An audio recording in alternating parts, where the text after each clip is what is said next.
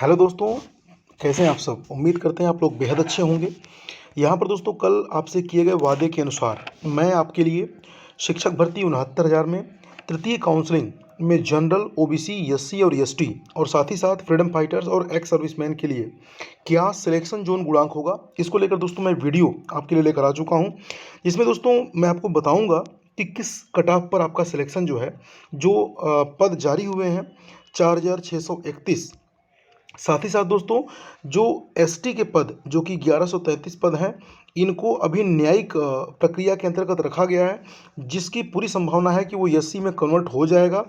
तो दोस्तों इनको भी हम ऐड ऑन करेंगे और यहाँ पर आपको बताएंगे एक एज्यूम्ड डाटा जो कि पूरी तरीके से एक आपको सेटिस्फैक्शन देने का काम करेगा और आप इस बात के लिए प्रिपेयर हो सकेंगे कि आपका चयन इस शिक्षक भर्ती की तृतीय काउंसलिंग के माध्यम से होगा कि नहीं होगा। तो दोस्तों सबसे पहले मैं आपको समझा देना चाहता हूँ कि जो तृतीय काउंसलिंग हुई है, इसके संदर्भ में मंत्री जी ने अभी हाल फिलहाल में जो है कि एक एज्यूम्ड जो है उन्होंने अपना एक डाटा बताया था कि हम 4,000 पदों पर जो है, लगभग 4,000 पदों पर एक तृतीय काउंसलिंग की लिस्ट जारी करेंगे जो कि प्रतीक्षारत अभ्यर्थी हैं।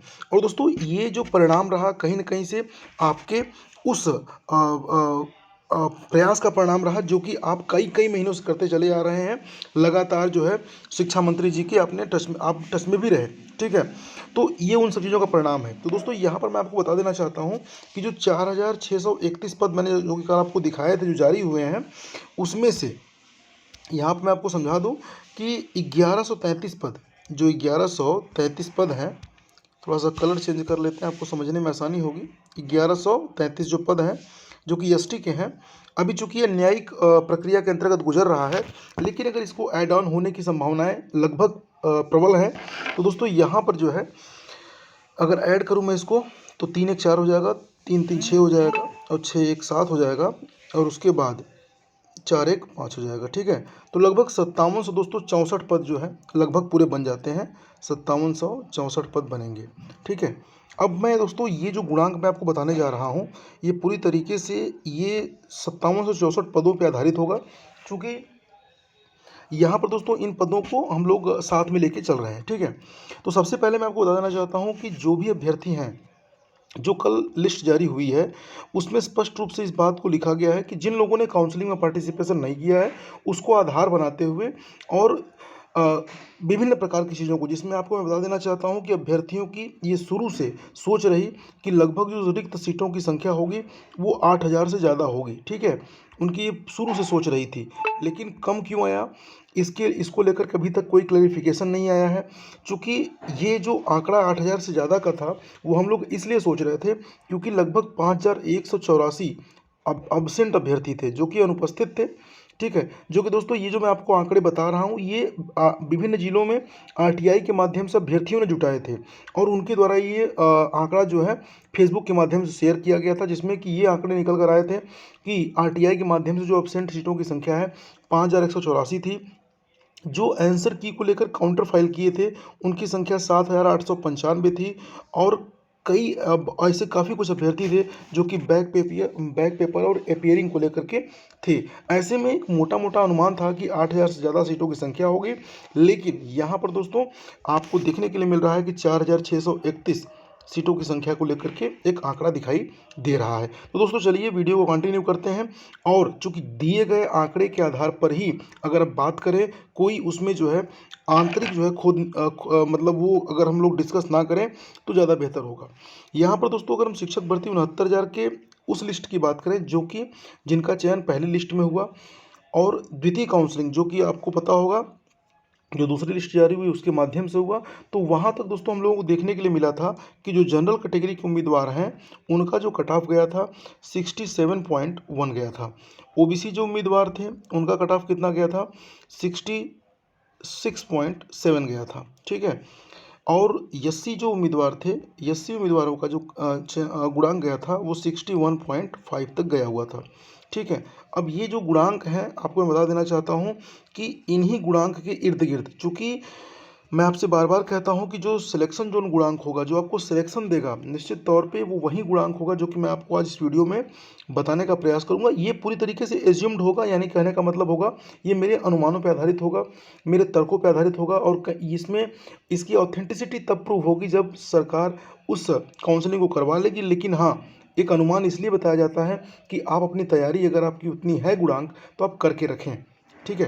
तो दोस्तों यहाँ पे मैं आपको बता देना चाहता हूँ कि जो जनरल कैटेगरी वाले रहेंगे उनके गुणांक में, जैसा मैंने आपको बताया कि 67.1 था। ये जो गुणांक आप देख रहे हैं जनरल कैटेगरी का गुणांक, ये आपको बता दूं कि 65.9, मैं बार बार कहता हूं कि आपको बता दूं कि 67.1 से 65.9 तक जाने की संभावनाएं मुझे दिखाई देती हैं। यानी कहने का मतलब सीधा सा एक ही है, एक ही बात मैं आपसे बार बार कहना चाहता हूं कि लगभग जो है लगभग एक गुणांक का अंतर आपको हर एक कैटेगरीज में दिखेगा, लगभग एक गुणांक का अंतर। ठीक है। क्योंकि जो सीटों की संख्या है वो बहुत ही कंपेरेबली अगर देखा जाए तो बहुत ही कम है। ठीक है। और ये भी मैं जरूर कह सकता हूँ कि जो पास आउट कैंडिडेट्स हैं उनकी संख्या जो है सीटों की संख्या के सापेक्ष जरूर कुछ ज़्यादा है, वो गुना में है, 1 गुना 2 गुना 3 गुना नहीं है, बल्कि कई गुना है। तो ऐसे में यहाँ पर जो कट ऑफ रहेगा वो बहुत ही ज़्यादा डाउन नहीं होने की संभावना है। ये जरूर हो सकता है कि आपका अगर गुणांक 1 गुणांक अंतर है तो वहाँ पे आपकी संभावनाएं बनेंगी। जैसा मैंने आपको बता दिया कि जो जनरल कैटेगरी के उम्मीदवार होंगे उनका गुणांक 67.1 जो कि पिछली बार था उससे घटकर 65.9 तक जा सकता है। ये अनुमानित है, इसको आप आधार एकदम फिक्स मत मानिए, क्योंकि ये ऑफिशियल आंकड़ा नहीं है, ये मैं आपको अपने अपने माध्यम से बता रहा हूँ। चूँकि लगातार सालों से मैं जुड़ा हूँ, सालों से कहने का मतलब यहाँ पर यही है कि जब से 69 शिक्षक भर्ती चल रही है, प्रक्रिया वान थी, जब से न्यायालय में घिस-पिट रही थी, तब से मैं आपके बीच में हूँ। तो इसलिए एक अनुमानित मैं आपको आंकड़े बताता हूँ, और जब से मैंने आपको आंकड़े बताए हैं, जो भी पिछली जो भर्ती हो गई, शिक्षक भर्ती 69,000 में जो चयन लिस्ट जारी हुई, उसमें भी जो मैंने आपको आंकड़े बताए थे वो भी लगभग सही साबित हुई थी। तो दोस्तों आपको मैं बताना चाहता हूँ कि ऐसा हो सकता है कि जो मैं बता रहा हूँ, और इसकी पूरी संभावना भी है कि ऐसा होगा ही, क्योंकि यहाँ पर जो दिख रहा है मुझे कि 1 गुणांक का अंतर जो है आपके चयन के लाभ को देगा। अगर मैं बात करूं अगर ओबीसी कैटेगरी की, तो 66.7 पिछली बार गया था, और इस बार जो संभावनाएं हैं आपको मैं बता दूं कि पूरी तरीके से 66 पॉइंट है ना, ये 3 तक 66 पॉइंट, मतलब ओबीसी में जो है ना बहुत ज़्यादा एक एक तरीके से एक फाइट देखने के लिए मिलने की संभावना है। लेकिन बात मैं वहीं फिर करना चाहता हूँ कि ये जो आंकड़े आपको मैं दे रहा हूँ, ये आंकड़े पूरी तरीके से इस बात को ये प्रूव नहीं करते हैं कि मतलब यही ही होगा।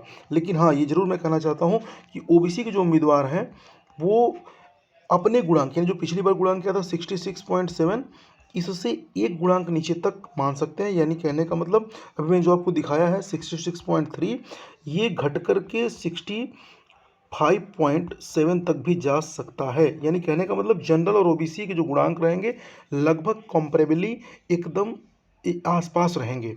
ठीक है, जैसा कि हमेशा से होता आ रहा है। ठीक। बात अब मैं कर लूँ एससी की। बार बार आरोप लगता है कि सर आप इस चैनल पे एससी के बारे में नहीं बताते हैं, तो वो छूट जाता है जल्दीबाजी में। जब मैं वीडियोज जो शूट करता हूँ तो कभी कभी कोई पॉइंट्स ऐसा होता है जो कि वीडियोज कम समय का हो, इसको बनाने के चक्कर में छूट जाता है। तो मैं आपको बता दूं कि एससी कैटेगरी जो उम्मीदवार होंगे उनका गुणांक इस बार जो पिछली बार गया था 61.5।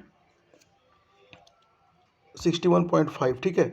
तो ये गुणांक आपका गया था, इस गुणांक कट ऑफ के से पुनः मैं आपको बताना चाहता हूं कि 1 गुणांक से 1.5 गुणांक घटेगा। आप में जो एससी कैटेगरीज वाले हैं उनमें ऐसा इसलिए होगा क्योंकि एसटी की जो सीटें हैं वो एससी में जुड़ेंगी, तो एक थोड़ा सा सीट का भी फायदा हो जाएगा। इसीलिए यहाँ पर 1 से 1.5 गुणांक मैं जनरल और ओबीसी के लिए 1 गुणांक बता रहा हूँ, लेकिन एससी के लिए मैं 1.5 गुणांक बता रहा हूँ, 2 गुणांक बता रहा हूँ। वो इसीलिए क्योंकि यहाँ पर सीटों का थोड़ा सा फायदा हो जाएगा। और अगर अभ्यर्थियों की बात करें जो कि पास आउट हैं, उनकी संख्या भी कंपेरेबली कम ही होती है अगर देखा जाए तो। ठीक है। तो यहाँ पे एससी जो उम्मीदवार हैं उनका अगर मैं बात करूँ तो 61.5 से ये घट करके 9.7 तक भी जा सकता है। यानी कहने का मतलब 1 से 1.5 गुणांक का आपको अंतर यहाँ पे देखने के लिए मिलेगा। ठीक है, तो ये दोस्तों मैं आपको एज्यूम्ड मैंने आपको डाटा बताया जो कि हमारी तरफ से जारी, मैंने आपको अपने तरफ से समझाया। अगर आपको अच्छा लगा हो, निश्चित तौर पर अच्छा लगा भी होगा। अगर अच्छा लगा हो तो वीडियो को लाइक करिएगा, शेयर करिएगा अन्य लोगों के साथ, जिससे कि वीडियो जो है वो वायरल होकर के अपना जो काम इसका था, आपकी तैयारी का काम, कि आप तैयार हो सके अपनी शिक्षक भर्ती की काउंसलिंग के लिए, यानी द्वितीय काउंसलिंग के लिए। और जिसकी दोस्तों संभावना होली के बाद संभावित है, तो तैयारी अपना कर लीजिए, अपना सब तैयार कर लीजिए। जो भी हलफनामा होता है, जो भी आपकी अन्य तैयारियां होती हैं डॉक्यूमेंट्स की, आप उसको प्रिपेयर कर लीजिए। दोस्तों वीडियो अच्छा लगा, वीडियो को लाइक जरूर करिएगा, बस इतनी उम्मीद करते हैं। और चैनल पर नए हो, चैनल को सब्सक्राइब कर लेंगे, इस बात की पूरी संभावना। धन्यवाद पूरा वीडियो वॉच करने के लिए।